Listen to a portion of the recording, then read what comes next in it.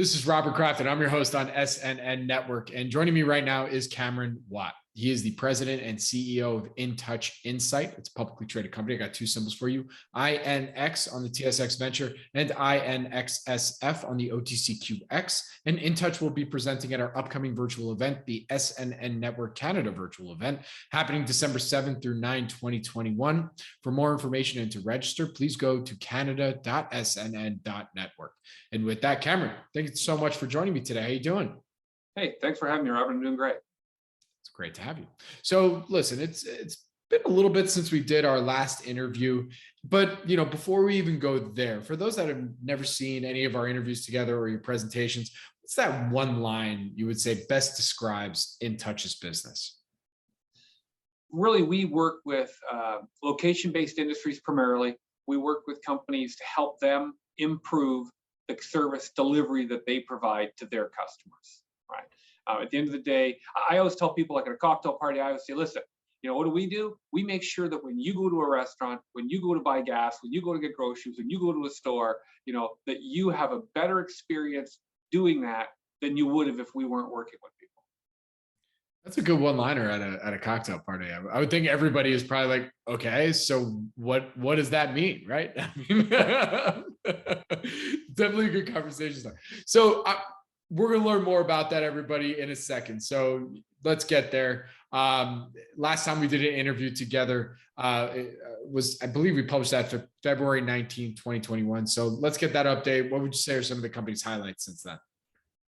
Well, I mean, obviously we've had a few, we've put out 3 quarters since then. So, 2021, look, when we talked in February, we were, I think we were all hoping we were near the end of a pandemic. Fast forward, to now, and I think we still hope we're near the end of a pandemic. So, the updates are mostly positive. Those are good news, despite the fact that things have been a little slower out there, I think, than we'd like to see from a recovery and, getting rid of this whole global problem. And, now we've got Omicron, causing all kinds of new problems in the market. So, and despite all that, though, we're actually business as usual at this point.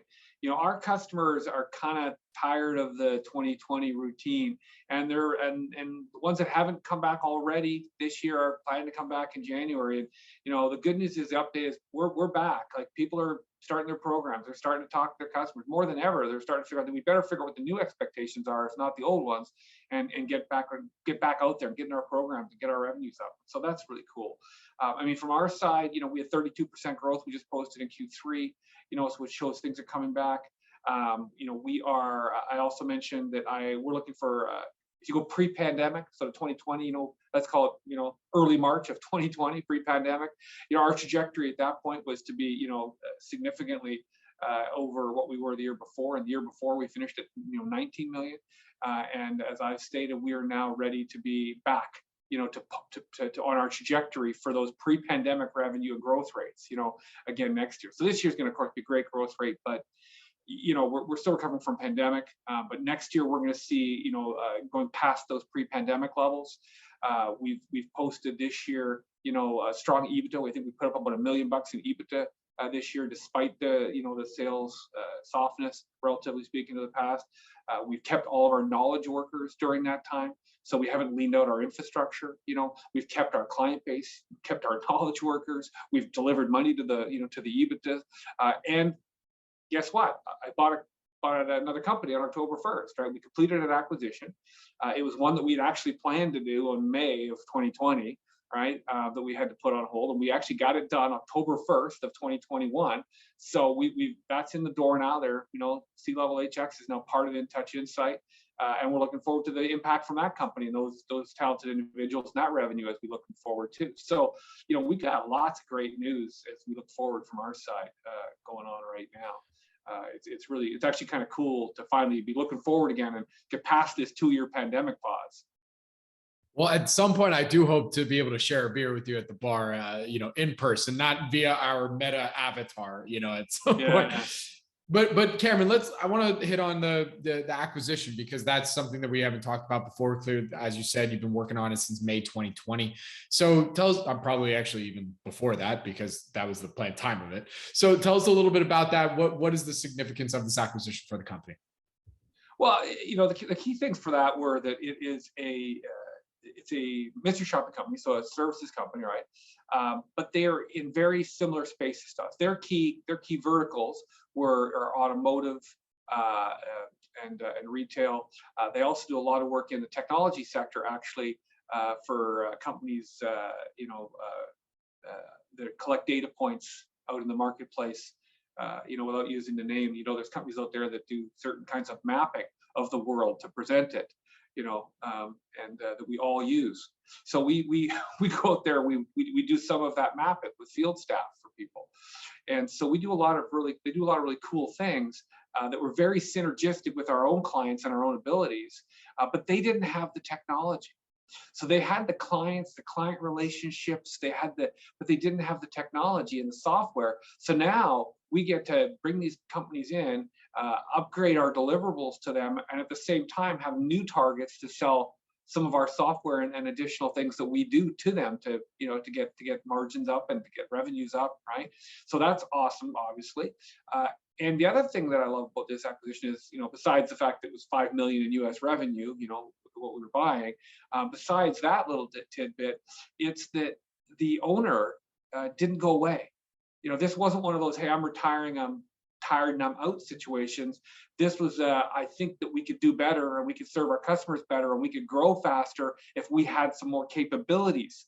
And they selected Intouch Insight to sell to because we had those capabilities, and they could see how we would help them and their customers, and therefore accelerate the growth. And so that was exciting to the owner, right? Who's now joined us.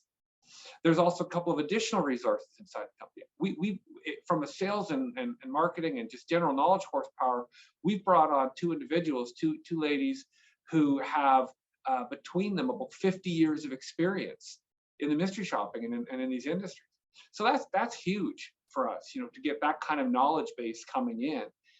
And to have them come in with the excitement of what they can do now that they have their knowledge combined with our capabilities and technologies, right, and software, that's pretty cool when you can start, seeing that. That's going to, obviously, it'll take a while to get the output of that synergy, right?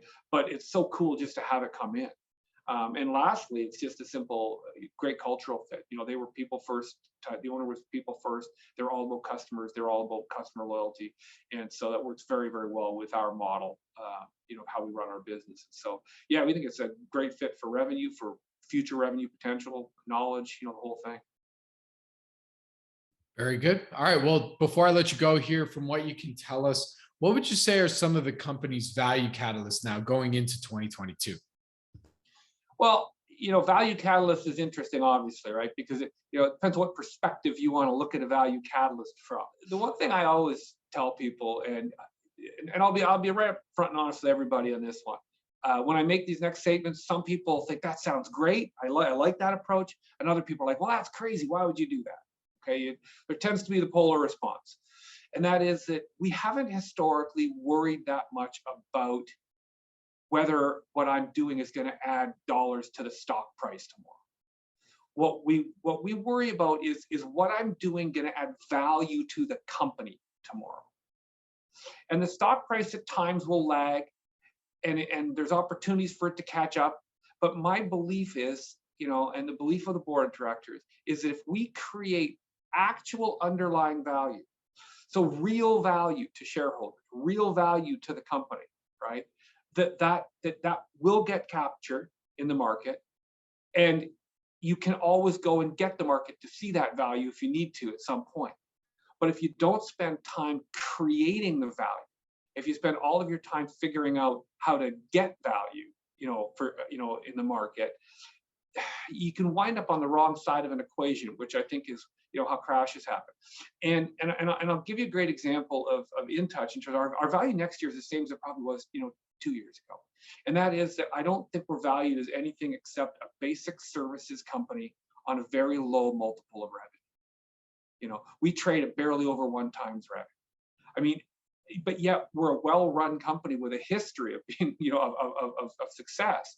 We grew 130% in the 5 years before the pandemic, and then we were on a path to grow faster than that when the pandemic hit. The pandemic hits, and during a global pandemic, where the most impacted industries and companies on the planet are my customers, right? I mean, we're restaurants, we're retail, we're convenience stores, like the places nobody went to anymore. The places that closed their doors were our customers, right?